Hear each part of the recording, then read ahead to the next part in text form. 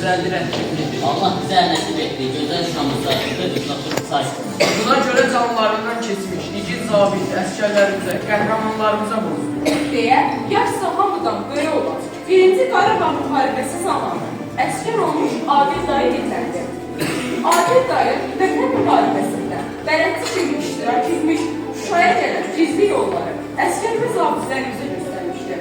Hamı onun sözlərini təsvirlədi. Adil dayı müharibəsində qəhrəmanlardan var. Adil dayı. Düşməndən azad elədiyimiz bu torpaqlarımız üçün səncavər ekiblərimiz canlarını fəda edir. Onlardan bir haqqında danışacaq.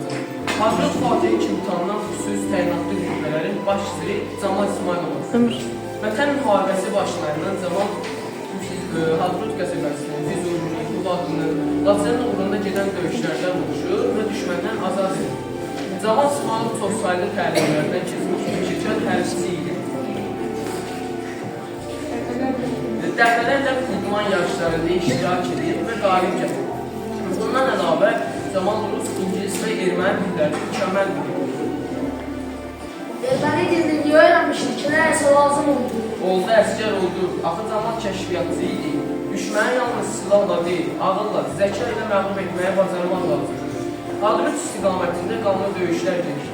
Camal İsmailov və silahdaşları düşmənlə ağır şəkildə çarpışırdı.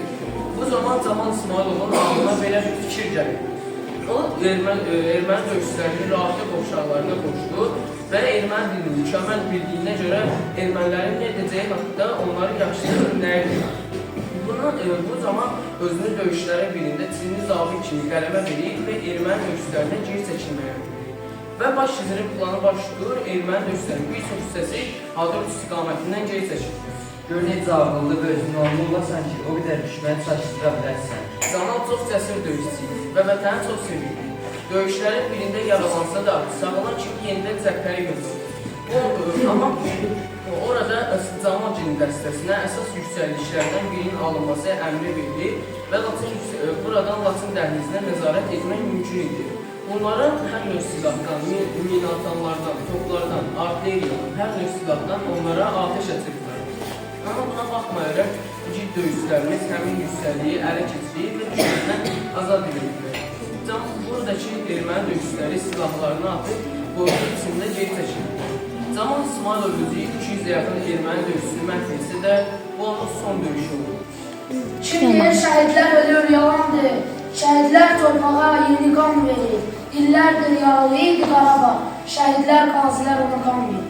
Tarix unutmayın qəhrəmanları. Bugün Qarabağda dastan yazıldı. Vətən torpağına gözü kəlməyin, alnına əbədi damla basıldı. Vətənə canlı qurban deyərək, şəhadət andını içdi şəhidlər. Torpağı düşməndən azad edərək, ömürlük tarixə keçdi şəhidlər.